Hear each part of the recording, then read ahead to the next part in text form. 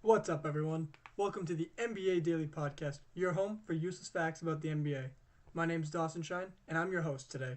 So, we're going to be kicking it off with a huge discussion on the two big Game 7s this Sunday. They were not as entertaining as I'd hoped, especially not the Hornets versus the Heat, which was supposed to be a great Game 7, but turned out to be one of the flattest Game 7s. The Heat won this and won the series by crushing the Hornets 106-73, and it wasn't even close. They were up 29-18 after the first quarter. They were up 12 points at half and then pushed that lead to 30 going into the fourth quarter. They won every single quarter of this game, and man, it was tough to watch. Kemba Walker struggled in this game, and it was one of the main reasons why the Hornets didn't win, but to no fault of his own, because he had to put up 37 in a Game 6 just to try and close the series out back at home. He gave everything he had that game, and 2 days later, really a day and a half, he had no energy left. So he went out there and he dropped an egg, basically. 3 for 16, 18% shooting, 6 assists, 9 points. And that's really unacceptable for Kemba Walker because without him, the Hornets really can't score that well. Also, Jeremy Lin had 9 points when he's really been a key part to the series. Just wasn't a good game. And man, Al Jefferson, 2 for 7. He got eaten alive by Whiteside, only had 4 points compared to some of the other games in the series where he had 20, 24. And then Frank Kaminsky, 3 for 15, 12 points. That's rough shooting. Overall, the Hornets shot 32% compared to the Heat's 48.3%. And the real star in this game was not Dwayne Wade. It wasn't Gerald Green. It wasn't Hassan Whiteside. It wasn't Luol Deng. Joe Johnson. No, it was actually Goran Dragic. His first career Game 7, he went out there and he balled out everywhere but the free throw line. 11 for 17 from the field, 6 rebounds, 4 assists, only 2 turnovers, and 25 points. That's the best on the team, and also a great game overall. Besides his 1 for 4 from the free throw line, which really didn't matter too much considering it was a 33-point blowout, he helped control the pace, including at one point getting the ball off of a Hassan Whiteside block, pushing it, and hitting 2 nasty spin moves to get the reverse layup. He just played out of his mind, getting the hoop at will and scoring whenever he wanted. Also, another key contributor to this game, Gerald Green, 7 for 16, a lot of garbage time really, but still balled out.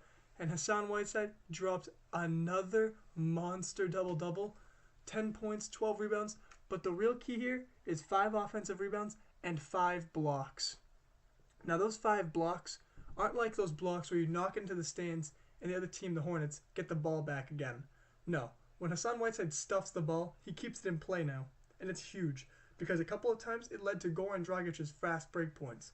Basically, Hassan Whiteside would smack the ball off the backboard or smack it towards Dragic, and Dragic would just take the ball and book it down the court to score. Just great fast break offense, and it all off of his blocks. And he just held the paint down. He was blocking everything in sight. Even after the whistle, didn't matter. Just great game by him. He helped control the defensive intensity and just helped stuff these Hornets, who just could not get anything going. They had a pretty great series, to be honest. They won 3 games after not winning a playoff series, or a playoff game, for 14 years. That's pretty huge. So it was a great accomplishment for them this season, but it's going to be very, very unknown going into the offseason about who's staying and who's leaving. Most likely, Al Jefferson will be gone. Most likely, you won't see players like Nicholas Batum or Michael Kidd-Gilchrist being injured, so they might come back even stronger. The roster's going to go through some turmoil, but it'll be interesting to see whether or not they can come out next year and be even better. Because this year, they were a surprise, and they played really well, especially as a 6th seed, though they could have been a 3rd seed. They had the same record. So it was a great season. And the Heat move on to play none other than the Toronto Raptors, which we're going to talk about right now. Because the Toronto Raptors won their first 7-game series in their entire franchise history. Now, they have won 1 playoff series in the past. They won a best-of-5 series back when Vince Carter played for the Raptors in 2001. But they haven't won a single playoff series since then. And last night, that ended. They won 89-84 against the Indiana Pacers to win the series 4-3. And it wasn't really that close up until the end, to be honest. The Raptors had a really good intensity throughout the first half, going right at the Pacers. In the second quarter, Trash brother DeMar DeRozan helped set the pace with 10 points in the quarter, hitting big shots to push the lead all the way up to 6 at halftime, and then they pushed it all the way up to 14 going into the fourth quarter. But then the offense stalled, as it's done a lot. And if you want to know how bad it stalled, first of all, they had a couple of turnovers when they were literally at half court getting double teamed by the Pacers defense, and they could not get the ball to the 3-point line. But also, they had DeMar DeRozan with a team-high 30 points. Now that sounds great, 30 points. That's a pretty good night, right? 9 for 9 from the free throw line. 10 of 32 from the field. The dude took 32 shots. That's just not right. He took more than double what anyone else on the team took. And Kyle Lowry, not much better, 5 for 14. 35% and 31% respectively. They just could not get the ball in the hoop. Lowry did have a pretty good game from assist-wise, though. He had 9 assists. That's pretty great. But honestly, the shooting percentages, they have to stop if they hope to win the next series. Because 31% for DeMar DeRozan on inefficient long twos or these heaves from the 3-point line when there's like 2 seconds left on the clock after dribbling it for 20 minutes trying to get the screen to get set properly is just not acceptable. The offense needs to be run efficiently, and if it can't be, then I don't think DeMar DeRozan is going to be on this team next year. I don't know if they're going to want to max him because the way he plays is basically an inefficient Dwayne Wade. Dwayne Wade can't hit threes. DeMar DeRozan can't hit threes. They both like taking mid-range pull-ups. But the problem is DeMar DeRozan doesn't make them. Dwayne Wade made a living off of those shots. DeMar DeRozan is crashing with those shots. 10 of 32. And man, you felt like he was taking every single shot for some of those quarters. In the fourth quarter, they only scored 11 points compared to the Indiana Pacers' 20, which really helped the Indiana Pacers get this game really close and have a chance at the end. But it was mainly due to the inefficient offense by Dwayne Casey and DeMar DeRozan. And if they hope to win next round against the Miami Heat, they're going to have to fix that. But don't call me a buzzkill, because I got to give the Raptors credit. They won despite having this awful shooting performance, shooting 38% compared to the Pacers' 46%. They still won.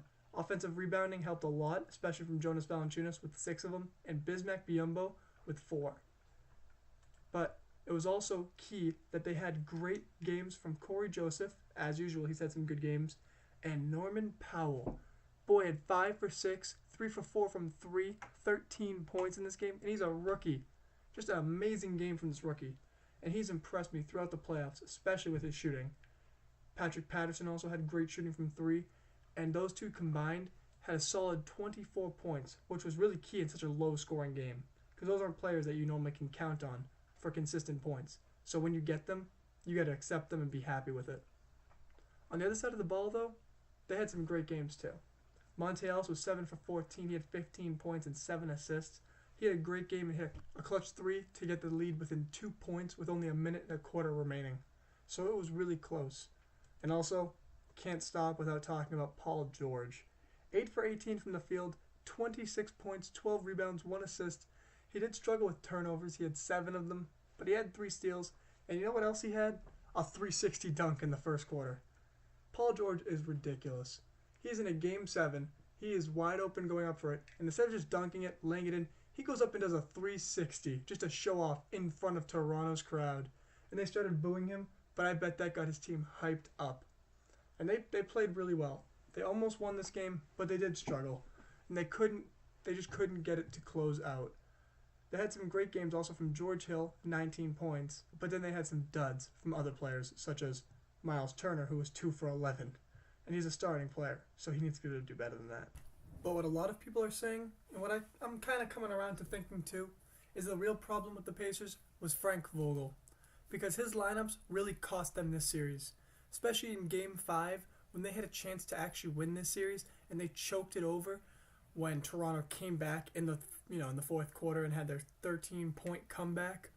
That only happened because Frank Vogel decided to put in the stupidest lineup I've seen in a while Paul George sat on the bench, smoldering hot from everywhere on the court.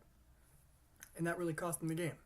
But he also made lineup errors in this game, especially with Miles Turner trying to go up against Jonas Valanciunas, and then also issues with trying to guard the Raptors, especially during the second and third quarters when they built their big lead. So, with all those issues he's had, especially with his lineups, it's going to be interesting to see whether or not he's on the hot seat this offseason, because I think he might be. And that's going to be interesting to see because he's been such a staple for the Eastern Conference for the past couple of years and been considered one of the best coaches in the league. And now, all of a sudden, he might be on the hot seat and fired. So we'll see whether or not they actually take action against him and try and revamp the team with a new coach, a new offensive system, maybe even a new entire roster. Who knows? The only thing certain with the Indiana Pacers is the fact that Paul George will be there, and he will still be amazing, and maybe the greatest Pacer of all time. So, moving on to the next game, the first game in the second round playoff matchup between the Golden State Warriors and the Portland Trailblazers. The Golden State Warriors, without Steph Curry, crushed the Trailblazers, 118-106. But that looks a lot closer than it really was, because this thing was a blowout from the start, and Klay Thompson's the main reason why. Him and Draymond Green combined had 57 points, and Draymond Green had a nice triple-double in the playoffs, his second one ever, 23 points, 13 rebounds, 11 assists, all-around amazing game, running the offense, everything. And Klay Thompson was hot. His third straight game with 7 threes in the playoffs in a row. That's ridiculous. And he had 5 assists and 5 rebounds to go along with his 37 points. That's a crazy game, especially considering he outscored the Portland Trailblazers by himself in the first quarter, 18-17, as the Golden State Warriors built a 20-point lead in the first quarter, 37-17. I mean, it was just an absolute blowout. They were up by 20 going into the fourth. And the only reason the Trailblazers were even close is thanks to Mason Plumlee's assist at the top of the key and Damian Lillard's 30 points. But the problem with Damian Lillard was he didn't get hot until it was too late. It was the fourth quarter before he really got going. And you could tell with his shooting numbers, 8 for 26. And CJ McCollum really struggled. They were eating both of them alive on the offensive end because Klay Thompson, Draymond Green, Sean Livingston, they're all big for their positions, especially Sean Livingston and Klay Thompson. Sean Livingston on Damian Lillard is just unfair, and Klay Thompson on CJ McCollum is a joke. They got lit up. CJ McCollum had a solid 12 points on 5 of 17 shooting, which is awful. While on the other side, Sean Livingston had 12 points, 6 assists, 4 rebounds, on only 9 shots. Great game. And the entire Warriors lineup had double-digit scoring, with double-doubles from 3 of the players. They just had a great team effort, despite missing Steph Curry, and the Portland Trailblazers didn't stand a chance. The only way they're going to win a game is if Steph Curry comes back rusty, and the Golden State Warriors offense actually suffers with him back in it, and Portland's at home in Game 3. The only way they're going to win a game, because they're just outmatched. But hopefully they can at least keep the next games more interesting than this one, because honestly, no one wants to watch these massive blowouts over and over in the playoffs. It's no fun. Though at least it does build up for the huge Golden State-San Antonio matchup in the next round, hopefully. But I don't want to look too far ahead, because tonight there's 2 great games, the Atlanta Hawks and the Cleveland Cavaliers, and that's going to be exciting. Because it's the first game of the series, and we're going to see how they actually come out after beating the Celtics to see if they can go up against the Cavaliers, who swept the Pistons last round. And also, Game 2, San Antonio Spurs versus OKC. See if OKC can actually bounce back from the absolute demolition derby that was the first game. Maybe they can find a way to stop LaMarcus Aldridge or Kawhi Leonard or both if a miracle somehow happens. Make sure you check out those games tonight and come back here tomorrow for my breakdowns and my recaps for them. Thanks for listening, everyone. Leave a comment, give me some feedback. If you liked, like and subscribe to the video. Make sure you come back next time. Thank you, everyone. Goodbye.